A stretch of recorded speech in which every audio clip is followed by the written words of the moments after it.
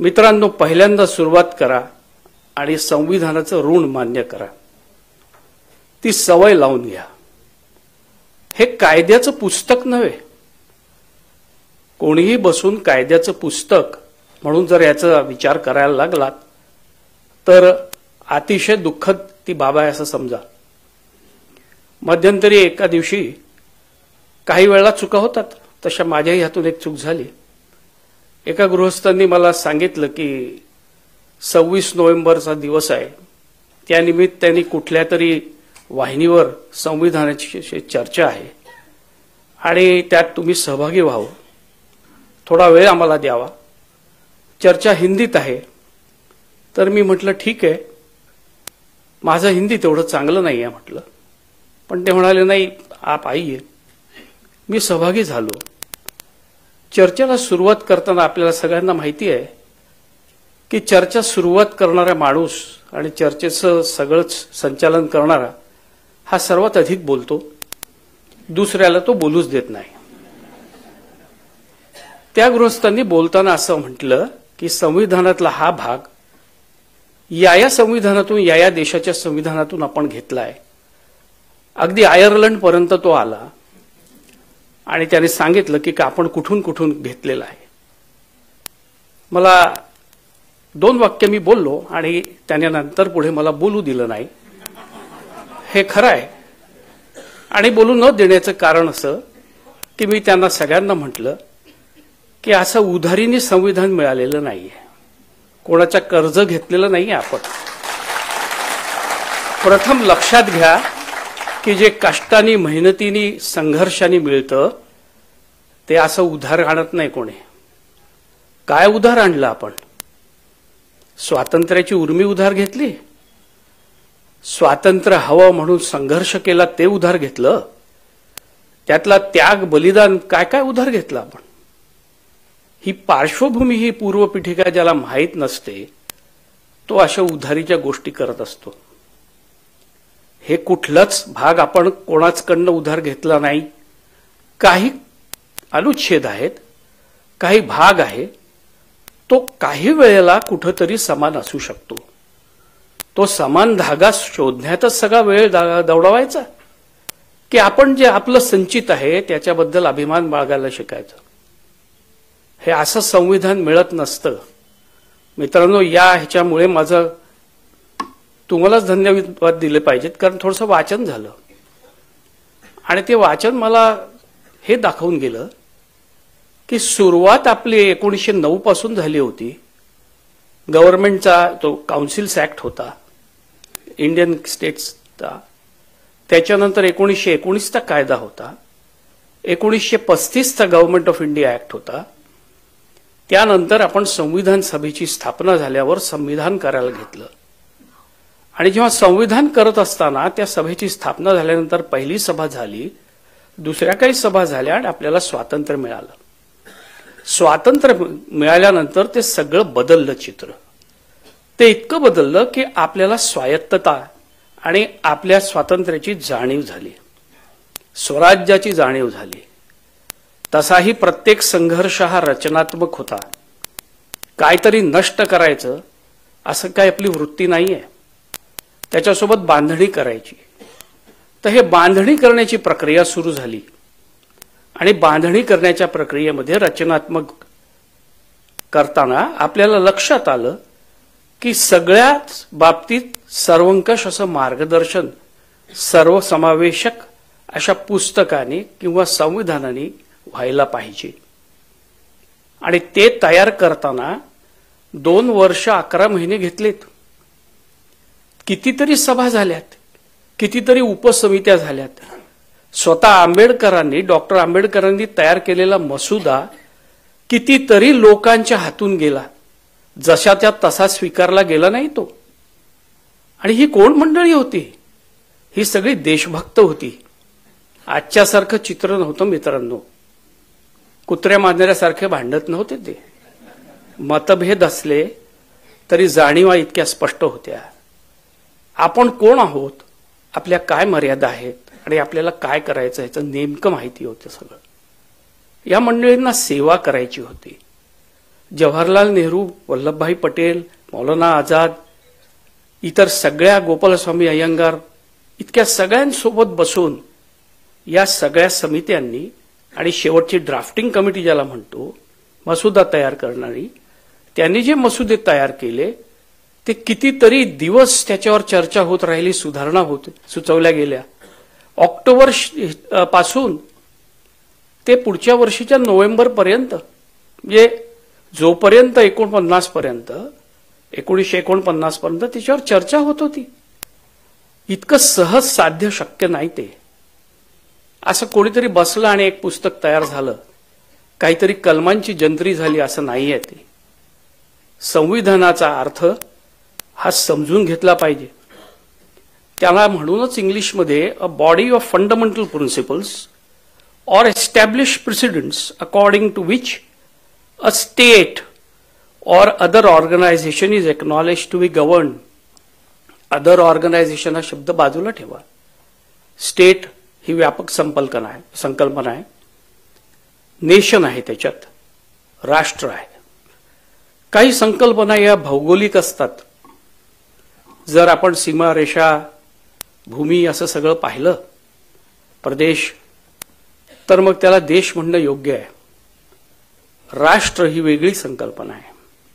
जेव्हा लोक एकत्र राहण्याचं ठरवतात, तो संकल्प करतात आणि तशी वाटचाल करतात, तेव्हा राष्ट्र घडतं. लोकांचं राष्ट्र असतं, जमिनीचं, प्रदेशांचं, प्रांतांचा देश असतो. महामार्ग कितीतरी आपण करतो नाही. महामार्गांनी नुसती प्रदेश जवळ येत असतील, प्रांत जवळ येत असतील, माणसं जवळ येत नाहीत. माणसं जवळ आणण्यासाठी काहीतरी करावं लागतं, संकल्प करावा लागतो, प्रतिज्ञा करावी लागते. आणि प्रास्ताविकेत संविधानाच्या तेच म्हटलेलं आहे. हे आम्ही भारताचे लोक, तिथपासून सुरू झालेली आहे. मित्रांनो, इंडिया की भारत ह्याच्यात मला पडायचं नाही. शेवटी राष्ट्र आहे का, ती राष्ट्र म्हणून जगतो आहोत का आपण, हे महत्वाचं आहे. आपल्या राष्ट्राची घडणी केलेली आहे, बांधणी केलेली आहे. ती सगळी घडी विस्कटू नये म्हणून प्रयत्न करायचा असतो. त्याला नाव काय द्यायचं ह्याच्याशी मला फारसं देणं घेणं नाही. त्यामुळे काय होतं की आपण हे विसरतो की हे सगळ्यांच्या प्रयत्नातनं उभं राहिलेलं आहे. हे असं होत नसतं. भारताचं संविधान हे घडत असताना तुम्ही बघा काय त्याचे प्रास्ताविकेतले शब्द आहे. मी जरा वेगळा विचार करतो. मी आपल्या मूलभूत कर्तव्यांपासून सुरुवात करतो, मग मार्गदर्शक तत्वांकडे जातो, मग आपल्याला मूलभूत अधिकारांकडे नेईल. परंतु प्रास्ताविकेपासून सुरुवात केली पाहिजे. हे प्रास्ताविक सुद्धा त्याची शब्दरचना बघा. हे अशी उधार घेतलेली वाटते का ते तरी बघा. ह्याचं कारण असं आहे की तुम्हाला मराठीमध्ये हे सांगणं जरा मला कठीण जाईल बऱ्याच वेळेला. काही अपरिहार्य कारणामुळे इंग्लिश शब्द तिथे येतील. प्रयत्न असा राहील आहे की आपल्या भाषेत आपण बोलावं. कारण हल्ली कुठलीच भाषा सरमिसळ केल्याशिवाय लोकांना बोलता येत नाही. मग अशी टीका मी करतो तर मी कमीत कमी इतर भाषेचे शब्द वापरले पाहिजेत. ज्या वेळेला संविधानाला 60 वर्ष पूर्ण झाली होती, त्यावेळेला एका ठिकाणी मला बोलावलं. त्यावेळेला मी एका सर्वोच्च न्यायालयाच्या निर्णयातनं काही परिच्छेद होते, त्यातली काही वाक्य वाचून दाखवली. त्या निर्णयातल्या 1990 सालचा तो निर्णय आहे.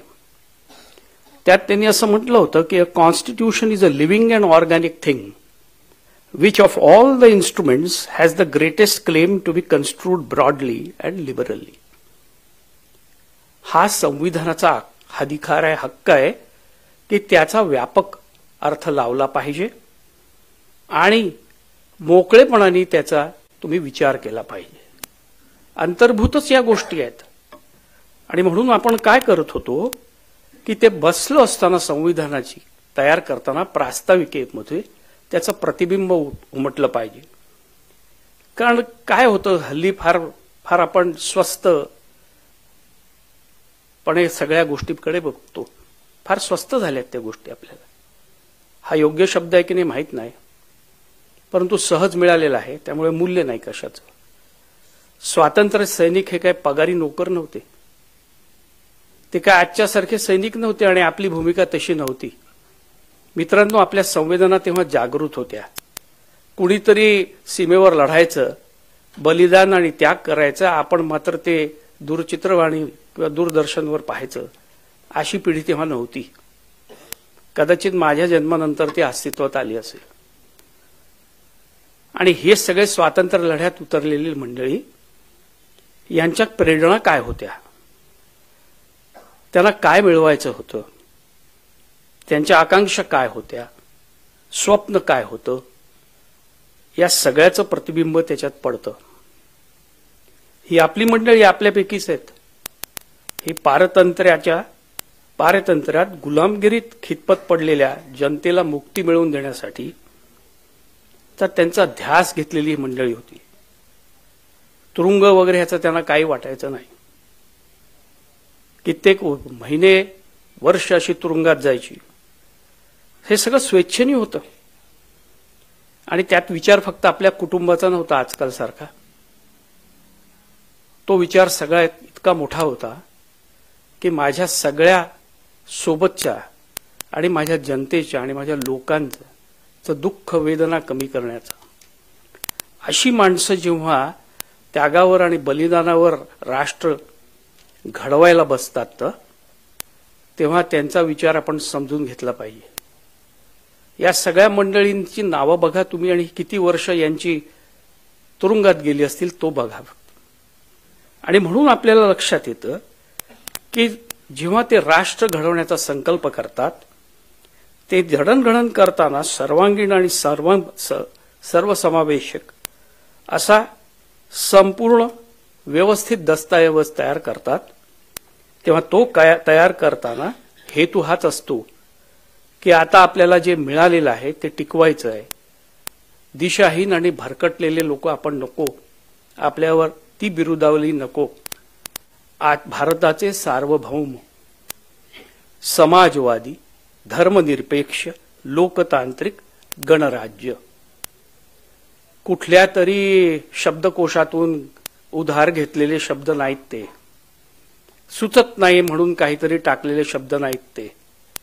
आम्हाला काही गृहीतकं शिकवली आहेत कायद्यामध्ये आणि कायद्याचा विद्यार्थी म्हणून. तेव्हा असं म्हटलेलं आहे की अगदी पार्लमेंट असो की कॉन्स्टिट्युएंट असेंब्ली तर पार्लमेंटच्याच दर्जाची होती. तिथं लोक अशा एकत्र बसत नाहीत. उगीच वेळ घालवायला तर अजिबात बसत नाहीत. आज काहीच करायला नाही तर कायदा करून टाकू असं कधी होत नाही. ते कायदा करायला बसलो आहोत, काही शब्द सुचत नाही, यांनी सांगितले त्यांनी सांगितले, मिळाले नाहीत तर बाजूला शब्दकोश ठेवून ते उचलू आणि टाकू असंही होत नाही. प्रत्येकाला काहीतरी हेतू आहे आणि म्हणून हे शब्द जे आहेत ना, हे बोथट करण्याची सध्या जी स्पर्धा चालली आहे त्यात आपण किती सहभागी व्हायचं हे तरुणांनी ठरवलं पाहिजे. वाया गेलेल्या पिढीने माझ्या नाही, आम्ही वाहत जातो. आम्ही म्हणतो या शब्दांची गरज काय. कोणाला वाटत असेल समाजवादी हे काय पक्षाचं द्योतक आहे. धर्मनिरपेक्ष म्हणजे काय, तो काय आजकालचा कार्यक्रम आहे, चलनी शब्द आहे का. तर इथे हमी आहे. मित्रांनो, जरा लक्षात घ्या, मी काहीतरी जे सांगतोय त्याच्या मागचं माझी वेदना पण आहे की आपण हे समजून घेत नाही. हे नुसते बापुडे शब्द नाहीत, हे काहीतरी त्यांच्या मागची भूमिका होती आणि ते आलेले आहेत तसे. आता जर त्याच्यावर कोणाला हात लावायचा असेल, कोणाला गडबड करायची असेल, आणखीन त्याच्यामध्ये काही बदल करायचे असतील तर तुम्ही ते करा, पण या गाभ्याला हात लावू नका. हा गाभा तुम्ही नष्ट करू शकणार नाही. हे आता 368 कलमाचा आपण ज्या निकालान्वये अन्वयार्थ लावलेला आहे तो केशवानंद भारतीच्या निकालालाही 50 वर्ष झालेली आहे. किती मोठा कालखंड आहे हा. तेव्हा हा गाभा आपण नष्ट करता कामा नये. आणि मूलभूत आपली कर्तव्य काय आहेत, जेव्हा आपण ती मूलभूत कर्तव्य 51 कलमामध्ये बघतो, मित्रांनो, काही लोकांना असं वाटतं की काही काही कालखंडात काहीच चांगलं झालं नाही. 3 जानेवारी 1976 या दिवशी आणीबाणी होती, आणीबाणी सुरू होती, पण मूलभूत कर्तव्यांचा समावेश झाला संविधानात. तो आणीबाणीचा परिपाक असेल, काहीतरी लादायचं असेल वगैरे तरी स्पष्ट असेल असं मानूयात. तरी आपल्यावर हे उपकार आहेत, पण आपली मूलभूत कर्तव्य ही सांगावी लागलीत, ही अधोरेखित करावी लागली, त्याचा समावेश संविधानात करावा लागला. ही खरं दुर्दैवाची बाब आहे. आपल्याला मूलभूत कर्तव्य नागरिकांना समजत नाही आहेत. हे नागरिकांचं संविधान आहे. हे नागरिकांनी स्वतःप्रती अर्पित केलेलं आहे. हे नागरिकांनी ना एकमेकांना शाश्वती देतं. कशाची शाश्वती देतं? पारस्परिकतेची, सौहार्दाची. पण ह्याचं मोलच समजून घ्यायचं नाहीये. ही जंत्री आहे का काही? याच्यात सगळं आहे. मार्गदर्शक तत्व आहेत शासनाची, पण शासनाला मार्गदर्शक तत्वांचा अर्थ लावताना, प्रत्येक कायदा करताना तो विचारात घ्यायची आहेत ती तत्व. याचं जर भान राहत नसेल तर नागरिक म्हणून आपण त्याची जाणीव करून द्यायची की नाही, की आपलं औदासीन्य असंच ठेवायचं. जर सर्वात मोठी जबाबदारी आपली आहे, आपण दिलेलं स्वतःप्रती हे संविधान आहे, तर याचं महत्व समजून त्यांना जागं करणं, त्यांच्यावर सतत देखरेख ठेवणं हे आपलं कर्तव्य आहे की नाही. आणि हे का करतो आहोत आपण? हे आपण स्वातंत्र्य चळवळी, स्वातंत्र्य आपल्याला मिळवून देणाऱ्या आपल्या सैनिकांना, त्यांनी रुजू केलेल्या मूल्यांना आपण आदर दर्शवतो आहे. आपली जी काही प्रतीक आहेत, हे आज आपण राष्ट्रगीत म्हटलं ना, हे एक प्रतीक आहे, राष्ट्रध्वज आहे. तद्वतच आपलं संविधान आहे. याचा आपण आदर करायला शिकलं पाहिजे, पण हे सांगावं लागतं कर्तव्यात. दुर्दैवानं काय होत आहे ना, हे सगळ्या वाचनाच्या कार्यक्रमात वगैरे मी सध्या जातो, ते अभयोग फार कामात असतात, कधी कधी मला काम नसतं. मग मी लोकांना सांगतो मी येतो, पण बऱ्यापैकी खोड्या करायलाही आवडतात. आता हल्ली गेली 2 वर्ष मला आमंत्रित केलं जातं. कधी केंद्र सरकारचे कुठले विभाग असतात, कधी ते रेल्वे असेल, कधी ते कस्टम्स असेल. तर मी त्यांना प्रश्न विचारतो, अहो कुठला आठवडा आहे? तर म्हणाले व्हिजिलन्स वीक. अच्छा, म्हटलं व्हिजिलंट फक्त या आठवड्यातच राहायचं असतं का? बाकी वेळेला व्हिजिलंट नसेल तर चालतं. भ्रष्टाचार करणार नाही याची प्रतिज्ञा फक्त याच आठवड्यात घ्यायची असते. भ्रष्टाचार प्रतिबंधक कायदा फक्त याच आठवड्यात उघडायचा असतो, बाकी वेळेला तो उघडायची गरज नाही. किती उपचार आहे! अरे कशाला हा देखावा करता? आता हा संविधानाचं वाचन किती मोठा उपचार. कोण कोण संविधानाचं वाचन करतो हो? जे पायदळी तुडवणार असतात ते सुद्धा वाचन करतात. ज्याला त्याची किंमत नाही तेही वाचन करतात. आणि उपचार म्हणून जोरजोरात, जणू काही प्रास्ताविक, म्हणजे आज मी प्रतिज्ञा करतोय आणि ती जणू उद्या पाळणार आहे उद्यापासून. तेव्हा या अशा उपचारात आपण भाग घेणं म्हणजे किती अपमान असतो. आणि म्हणून हे सांगावं लागतं. हे मूलभूत हक्क, आपले अधिकार मिळालेले आहेत, हे असेच मिळत नाहीत. त्याच्यावर निर्बंध का घातले गेले? कारण आपण जबाबदार नाही. आणि जबाबदार नाही हे आपण वारंवार सिद्ध केलेलं आहे, दररोज सिद्ध करतो आहोत. हे आपल्याला मिळालेलं आहे, आपण लायक आहोत का ह्याच्या? आता येता येता मी वाचत होतो की सुधारणा तरी किती आमूलाग्र, काहीच नष्ट न करता गाभा कोणाकोणाला दर्जा दिलेला आहे बघा, संविधानिक दर्जा. आता सहकारी सोसायट्यांना पण दिलेला आहे. सहकारी सोसायट्यांना संवैधानिक दर्जा. आपण साधी आपल्या घराची जी सोसायटी आहे ना, त्याच्यामध्ये बसल्यानंतर त्याच्या सभेला मला लक्षात येतं की आपण खरोखर लायकीचे आहोत का या दर्जाचे. ग्रामपंचायतींना दिला, महानगरपालिकेला दिला, पंचायती राज आणलं, कोणाकोणाला संविधानिक दर्जा दिला. आपण कशाच्या बरोबर आणून ठेवलं. संसदेच्या अगदी सगळ्या विधिमंडळांच्या जवळपास आणून ठेवलं. काही वेळेला इतरांना आपण न्यायिक अधिकार दिले आणि त्यांना न्याय यंत्रणेच्या जवळ आणून ठेवलं. या सगळ्यांना हा विचार करावासा वाटत नाही की खरोखर आपला दर्जा आहे का? तो आपण गाठू शकतो तो दर्जा? आपल्यात ती क्षमता आहे? म्हणून मी प्रायश्चित्त म्हणतो. आणि हे उपचार आता बंद करायला हवेत. ही व्याख्यानमाला असेल पण नावापुरती नका ठेवू, कारण नाही तर हाही एक उपचार होईल. कोणीतरी येईल आणि इथे संविधानावर बोलेल आणि विद्यार्थी मित्रांना जवळ करेल आणि बाजूला बसून त्यांनाही संविधानाचा एखादं आपण वर्ग घेतो असं वाटेल. ही भूमिका घेतली तर कुठंच आपण पुढे जाऊ शकणार नाही. आणि संविधानाच्या बाबतीत तर अजिबातच होणार नाही. त्याच्यावर अन्याय करणं ताबडतोब थांबवलं पाहिजे. त्याचा विचार सुरू करा, त्याचं वाचन आणि विचार, आणि मग तुमचं चिंतन, आणि हे सगळं स्वतंत्र असलं पाहिजे. कोणीच कोणावर काही लादलेलं नाहीये. हे असं थोडीच होतं. आपले प्रतिनिधी जेव्हा हे सगळं करायला बसतात तेव्हा आपण त्यांना ते अधिकार देतो. अधिकार देताना जर आपल्या लक्षात आलं की अधिकाराची मर्यादा सुद्धा काय होती ती ओलांडली आहे, तर त्यांनी केलेला मसुदा जो कायदा होतो त्याला आपण आव्हान देऊ शकतो.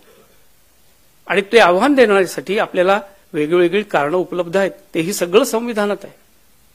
जर कार्यपालिका काम करत नसेल तर त्यांना सुद्धा वठणीवर आणण्याचं काम आहे. हे सगळं जेव्हा आपण बघतो तेव्हा आपल्याला लक्षात घेतले पाहिजे. 2 गोष्टी मी आपल्याला सांगतो. आपण अधिकारांची खूप खूप गप्पा मारतो, कर्तव्यांचं कमी जाणीव ठेवत आपण अधिकारांबद्दल जास्त बोलतो. पण अधिकार काय असतात, ते मूलभूत का आहेत, ते व्यक्तीची प्रतिष्ठा आणि राष्ट्राची एकता आणि एकात्मतेसाठी आवश्यक कसे आहेत, हे जर आपल्याला लक्षात आलं तर फार मोठी सेवा होईल ती माझ्या हातून. कारण जे मूलभूत अधिकार आहेत ते कलम 12 पासून सुरू होतात.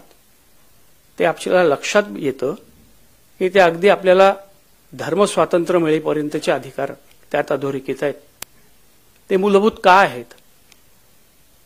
कारण का आपल्याला समजलं पाहिजे की पाया काय आहे. समता, समानता, एकता, एकात्मता, सार्वभौम, धर्मनिरपेक्ष असं हे राष्ट्र. त्यामुळे त्याची जडणघडण तशी राहावी म्हणून आपल्या अधिकारांवर मर्यादा येतात आणि ते सार्वजनिक हितामध्ये असतं. हे आपण लक्षात ठेवलं पाहिजे. कोणी कोणी कितीतरी संवेदनशील विषयाबद्दल काही बोलतं आणि सरळ म्हणतं हा आमचा अधिकार आहे. हा अधिकार कसा असतो? ज्याच्याबद्दल शासनाला मुभा दिलेली आहे आणि काही करताना तुमचं कल्याण हो असं म्हणून काही घटकांना जर समान दर्जा देण्यासाठी मदत करणं, सहाय्य करणं, हे जर शासनाला मुभा दिलेली आहे तो तुमचा मूलभूत अधिकार कसा झाला? कुठला मूलभूत अधिकार झाला? जो समानतेला तुडवणारा असा तो तुमचा मूलभूत अधिकार कधी झाला? मूलभूत अधिकार समतेचा आहे, ती हमी आहे. कायद्यासमोर सगळे समान, कायद्याचे सर्वांना समान संरक्षण, ही कलम 14ची अनुच्छेद 14ची भाषा आहे. तीच 15 मध्ये आहे, तीच 16 मध्ये आहे. काही मुभा दिलेली आहे त्याच्यात. कोणासाठी मुभा दिलेली आहे मला काही दिवस कधीच कळत नव्हतं, पण मला एका ठिकाणी वाचल्यावर लक्षात आलं की फार सुंदर आहे ते विवेचनच फार सुंदर आहे. काहींची सुरुवात जीवनाची ही इतकी वाईट होते आणि ते गरिबी, मागासलेपण जे 5वीला पुजलंय असं म्हणतो आपण, गावाकुसाबाहेर आयुष्य ज्यांचं घाललेलं त्या मंडळींना संधी कुठली द्यायची? दर्जाची आणि संधीची समानता म्हणजे काय, ती सुरुवात अशा समान पातळीवर झाली पाहिजे. ज्याला दूधच मिळालं नाहीये कधी त्याला प्रथम दूध द्या. माझ्यासारखा माणूस ज्याला नुसतं दूध नाही मिळत तर जो थोडासा भाग्यवान आहे तो साय पण खातो, त्याला मग तो माणूस त्याच दर्जावर आणा, त्याच पातळीवर आणा. तो जेव्हा दूध व्यवस्थित पिऊ लागेल, त्याला साय चाखता येईल, त्यावेळेला मग त्याला बाहेर काढा आणि दुसऱ्याला ज्याला तेही मिळालेलं नाही दूध सुद्धा, त्याच्यापासून परत सुरुवात करा. किती सुंदर शब्द आहे क्रीमी लेअर. काय आहे क्रीमी लेअर? शेवटी दुधावरची साय. आपण सगळे लहानपणी दुधावरची सायच असतो. अगदी ती गरीब आई असेल तरी तिच्या आई वडिलांच्या दुधाची सायच आहात. पण तिला बिचारलेलं दूधच द्यायला तुम्हाला जर तिच्याजवळ उत्पन्न नसेल, ती साधनं नसतील, तर सुरुवात कशी समान होणार? ही ती मुभा आहे. सुरुवात समान करायची, दर्जा समान करण्याची, पातळीवर एका आणण्याची. तो कोणाचा मूलभूत अधिकार होत नसतो. तो असा हिसकवायचा नसतो, मागायचा नसतो. तो मिळतो. तो मिळाला तर त्याला उपभोग म्हणत नाही आपण. बाकीच्यांनी त्याला त्यांच्यासाठी केलेला त्याग नाही म्हणत आपण. आपल्या संविधानाचं जे काही स्वप्न आहे, जी आपली आकांक्षा आहे, जो आपला हेतू आहे, ते सफल करण्यामागचे एक पाऊल समजतो. परंतु हल्ली फार विचित्र झालेलं आहे. दुसरं आपलं अभिव्यक्ती, विचार आणि अभिव्यक्ती स्वातंत्र्य. आणि मला गंमत वाटते आपला प्रवास कसा आहे बघा. एक सध्या सिनेमा सुरू आहे ना, मला माहित नाही, मी सिनेमा पाहत नाही, पण तो सिनेमा सुरू असताना त्या सिनेमाचं नाव पाहून मला काही सुचलं. थोडंसं काहीतरी खोलात वाचन केलं तेव्हा लक्षात आलं की या माणसाला आपण जिवंत कसं ठेवलं हो. आजच्या जमान्यात असतं तर आपण त्याला जिवंत ठेवलं नसतं. सॅम बहादूर माणेकशॉ या माणसाचं नाव ऐकलं असेल आपण. तरुण पिढीने तर ऐकलंच असेल. कुठला त्यांच्या जीवनावरचा सध्याचा चित्रपट चाललाय म्हणे. या गृहस्थांनी एक दिवशी काय केलं, सगळ्यातनं निवृत्त झाली. निवृत्ती पत्करल्यानंतर वाटेल ते काही करायला मुभा असते का? पण हल्ली आमच्यासारख्यांचा तो समज आहे. मनाला येईल ते बोलणं, तोंडाला येईल ते लावली जीप त्यांनी. आणि त्यांनी एक मुलाखत दिली. 73 सालची गोष्ट आहे. त्यांनी एक मुलाखत दिली आणि ते म्हणाले की मी जर जिन्नांचा प्रस्ताव स्वीकारला असता तर मी पाकिस्तानी सैन्यात गेलो असतो, मग तिथं फील्ड मार्शल झालो असतो आणि तुम्हाला युद्धात हरवलं असतं. नशीब समजा की मी तुमच्याकडे राहिलो. केवढा राग, संताप त्याही काळात त्यांच्या उद्गारांवर झाला. आणि शहाणी माणसं कशी असतात याचं दर्शन बघा. संसदेमध्ये त्याचं प्रतिबिंब पडलं. सगळेजण म्हणाले बाहेर मोर्चे, निषेध सगळं चाललेलं आहे, संसदेनेही प्रस्ताव पारित करावा. तेव्हा बाबू जगजीवनराम उठले. त्यांनी सांगितलं स्वतंत्र भारताचा स्वतंत्र नागरिक आहे तो. त्याच्या विचार आणि अभिव्यक्ती स्वातंत्र्याचा किती अधिक्षेप आणि संकोच आपण करायचा? त्याला ते शोभत नाही. त्यांनी त्याच्याकडनं ती अपेक्षा नव्हती. एवढं फार तर समजून घ्या. तुमच्या भावना मी त्यांच्यापर्यंत पोहोचेन, पण मी असला कुठलाही प्रस्ताव मांडणार नाही. संसदेने त्या माणसाचा निषेध केला नाही. पण आपला प्रवास आज कुठं चाललाय? अनेक वर्षापूर्वी एक सिनेमा होता, त्याच्यात कवी इंदिवरांनी काही शब्द लिहिले होते. खरं तर ते प्रेमी आपल्या प्रेमिकेसाठी म्हणतो, पण कधी कधी असे शब्द चपखल लागू होतात. इंदिवरांचं मला अनेक वेळा खूप कौतुक वाटतं. त्यांनी काही शब्द गाण्यात लिहिलेत आणि ते सगळीकडे चपखल लागू असतात. आजही होतात. परवा एका ठिकाणी मी उल्लेख केला की त्यांनी एका गाण्यात शब्द लिहिले आणि ते फार समयोचित आणि असे वाटले मला त्यावेळेलाही, आजही वाटतात की तनसे तो आजाद हुए हम, मन से गई न गुलामी. अंग्रेजी भाषा, अंग्रेजी भेष को देते अब तक सलामी. छोड़ के अपना रंग, लेके औरों का ढंग, चलन हमारा से टूटा, दिल सच्चा और चेहरा झूठा. आता हे बघा तुम्ही, त्यांनी हे नंतरचे शब्द लिहिले. ते प्रेमी आपल्या प्रेमिकेला म्हणतो, जो तुमको हो पसंद वही बात कहेंगे, तुम दिन को अगर रात कहो तो हम रात कहेंगे.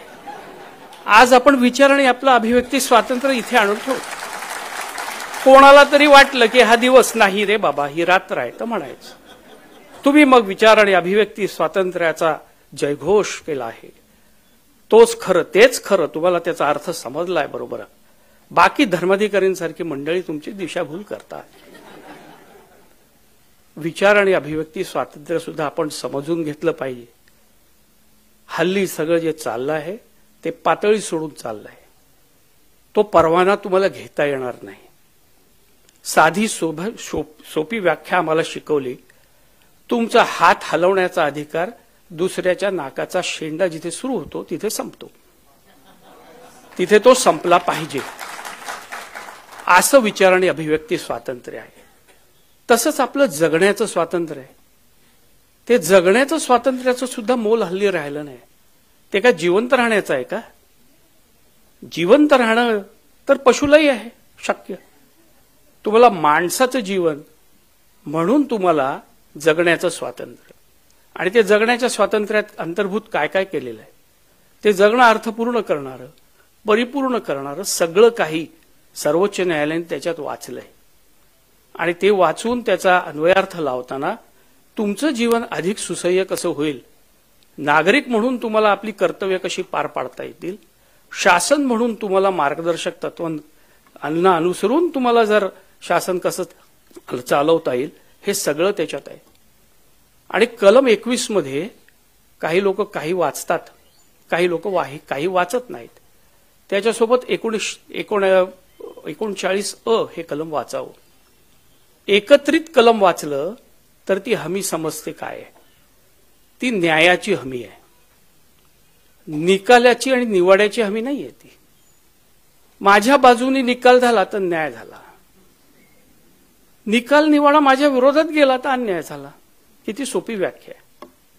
अन्याय अपमान सगळ्याची सोपी व्याख्या करून ठेवायची. आणि न्यायपालिका जी स्वतंत्र आहे, स्वायत्त आहे, त्याचं मोल समजून घ्यायचं नाही. अनादर दर्शवत राहायचा, वाटेल तसं वागायचं. व्यावसायिकता बाजूला ठेवून सुद्धा तिथं आपलं वागणं बेताल कसं राहील, बेजबाबदार कसं राहील एवढंच बघायचं. कशाचंच मोल नाही का आपल्याला? हे जगण्याचं स्वातंत्र्य मग तुम्हाला मिळणार नाही. असं जगणं होत नाही. त्याच्या सोबत येणाऱ्या सगळ्याच जबाबदाऱ्या तुम्ही स्वीकारल्या पाहिजेत. तुम्हाला power without responsibility, power without accountability याची सवय आणखीन कोणाला असेल तर ती होऊ द्या. नागरिकांना नको. आपल्याला जे अधिकार मिळालेले आहेत त्याची जाणीव ठेवून तसं जबाबदारीने वागा. उत्तरदायी आहोत आपण कोणाला तरी, आणि ह्याची जाणीव ठेवली पाहिजे. हे संविधानाची सेवा होईल. याच्यावर कितीतरी बोलता येईल. काय आहे, शेवटी तुम्हाला एक लक्षात आलं पाहिजे की 22 भाग आणि 395 अशा अनुच्छेद 12 परिशिष्ट एवढं मोठं संविधान आहे. ते काय वाचून दाखवू की त्याचं मर्म सांगू? काय काय करायला पाहिजे तुमच्यासाठी? बाराखडी नाही आपण सुरुवात करणार. आपण त्याचा तिथं असलेला उल्लेख का आहे हे समजलं पाहिजे. 100च्या वर त्याच्यात सुधारणा झाल्या असतील, पण त्या सुधारणा का झाल्यात? सर्वच बदल ज्याला आपण म्हणतो ना, त्या सुधारणा नसतात. Every reform which is change for the better is reform. Reform is that which is change for the better. नुसतेच बदल हे रिफॉर्म नसतात, त्या सुधारणा नसतात. काही वेळेला काही बदल झाले असतील आणि काही बदल करावे लागले असतील, परंतु त्या समारंभपूर्वक केलेल्या बदलांचा सुद्धा आपण स्वीकार केला पाहिजे. उदाहरणार्थ, आपण आज वस्तू आणि सेवा कर देतो. कर भरण्याची सवयच नव्हती ना आपल्याला. कर हे नकोसं झालेलं होतं. पण राष्ट्र उभारणीसाठी, राष्ट्राला काहीतरी देण्यासाठी, सगळ्या सुविधा मिळवून देण्यासाठी ज्या मूलभूत आहेत त्यासाठी काही त्यागही करावा लागतो. तो जो कर आला तो आपण उत्पन्नावर आपला जो कर लावला होता तो इमानदारीने देत नव्हतो म्हणून. जो आपण आयात केलेले काय वस्तू होतात त्याच्यावरचा कर बुडवत होतो, उत्पादन केलेल्या गोष्टींवरचा कर बुडवत होतो, म्हणून असा सर्वंकष कर आणावा लागला. आणि त्या कराला तर आता आपण त्यातनंही पळवाटा काढू. बिल नको देऊ रे बाबा, का जीएसटी भरावा लागेल तो म्हणतो. अरे पण तू बिल का नाही घेत? तू वस्तूची किंमत देतोय, त्या वस्तूच्या किमतीमध्ये कराचा समावेश आहे, कराच्या रकमेचा समावेश आहे. कराची रक्कम तू दिलेली आहेस, तो त्याचा भरणा करणार नाहीये, त्या लबाड व्यापाऱ्याला तू मदत करणार आहेस बिल न घेऊन. हे असं का आपण वागतो? हे सगळं जे आहे हे कशाचं द्योतक आहे? हे आपण संविधानाला प्रमाणे संविधानाला अभिप्रेत असलेली आपली वागणूक नाहीये.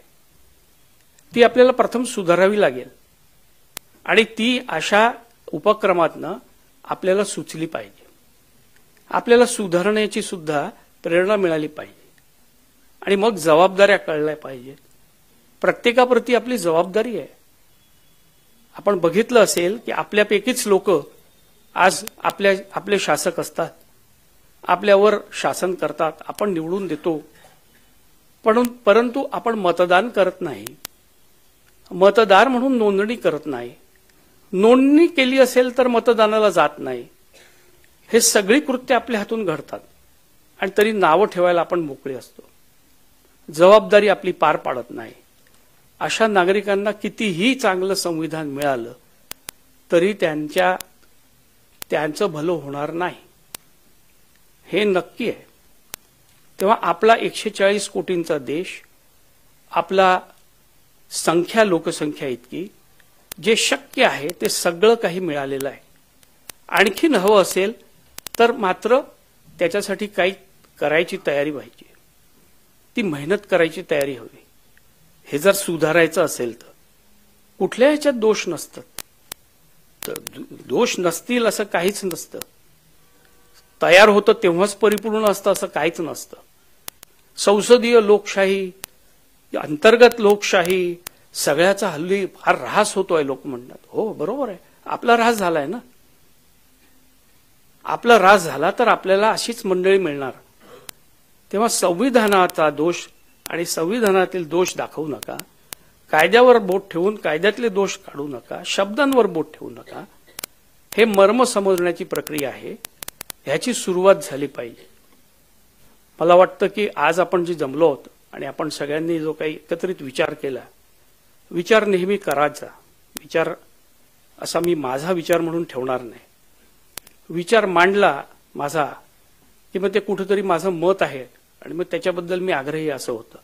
आपण एकत्रित विचार करा आणि ती विचार करायची सवय लावून घ्या. तेच मुळात संविधानाचा गाभा आहे.